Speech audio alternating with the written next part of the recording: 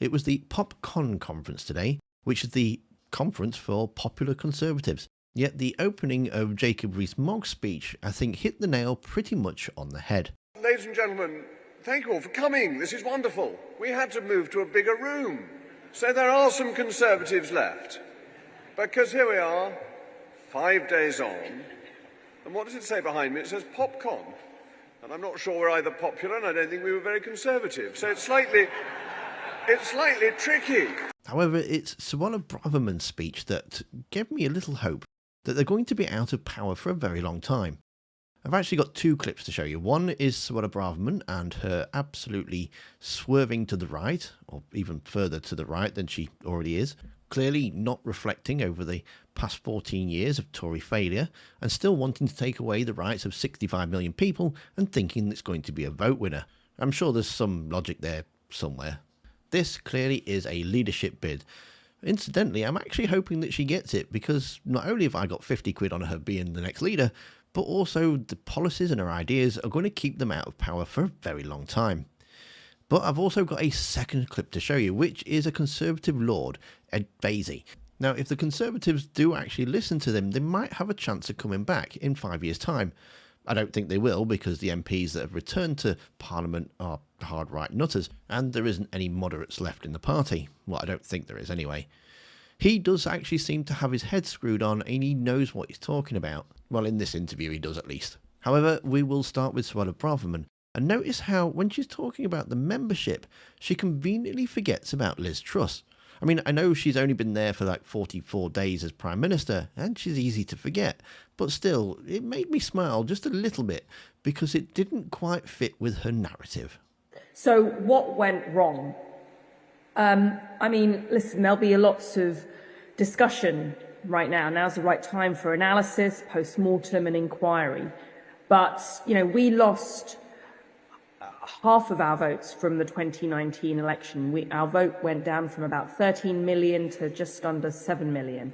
We lost 2/3 of our members of parliament, and we lost across all kinds of demographics. The realignment of 2019 was shattered. And of course, we're all learning our lessons right now, and learning is good, right? Learning is hard, I think, and I'm not sure everyone is necessarily ready to learn some politically and personally painful lessons, but we must learn these lessons. But we were going to use our Brexit freedoms to stop the waves of illegal migrants landing on our shores. We were going to cut taxes. We were going to lower overall legal migration. We were going to stop the lunatic woke virus working its way through the British state. The harsh reality, this is the lesson we all need to learn and face up to, is that we did none of that. When Rishi Sunak was Prime Minister, was to roll out a programme that our new Labour government today could quite happily adopt, and probably will, on migration, on taxation, on the size of the state, on issues to do with politically correct nonsense in the public sector and indeed the corporate private sector. You know, there were farcical gimmicks like proposed smoking bans applied to people depending on what year you were born. There was more and more regulation that we were passing on businesses, on housing and development. There was nonsense like letting criminals out early and scrapping shorter sentences for lower level crime, undermining confidence in our criminal justice system, letting down victims and demoralising the police. And in a nutshell, that can be summed up as, we did not do what we promised to do.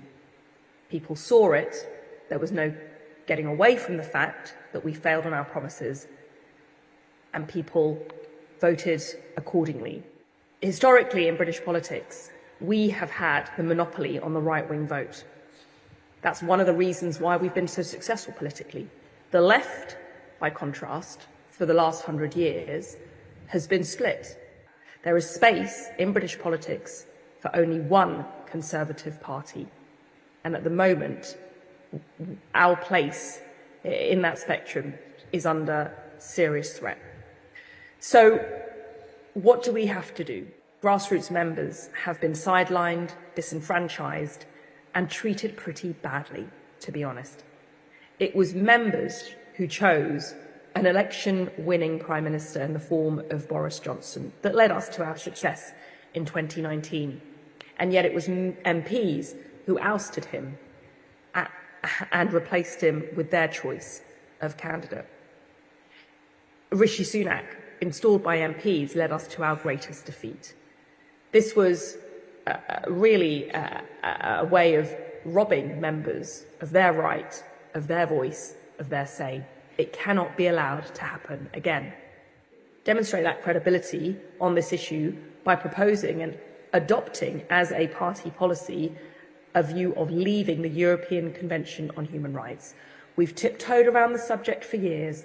We've ummed and ahed. We've flirted with it, and we've, made all of the right noises. But ultimately, we've never been unequivocal about this pressing cause of the problem. We cannot control our borders. In fact, we don't have real sovereignty as long as we are judged and adjudicated by a foreign court in Strasbourg.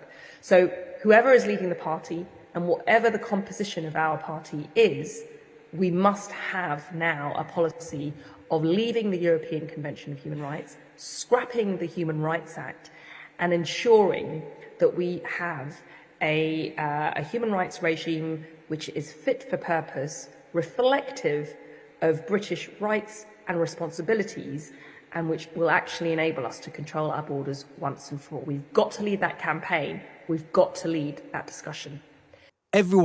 Almost everyone you speak to is saying it was time was up for the Tories. There were shambles. They couldn't organise anything. And then you see this new, and of course there's a honeymoon period. Of course it's new to them. Of course they're coming in hungry and lean and ready because they've been waiting for it. But the contrast is very, very stark. Does that bother you? I mean, you're very nice about David Lammy and being optimistic, but there must be part of you that just, if that was my team, I'd be thinking, God, we're being shown up here. No, I've been embarrassed for the last 5 years. I mean, come on. I mean, do me a favour. Oh. Liz Truss, Partygate. I mean, come on.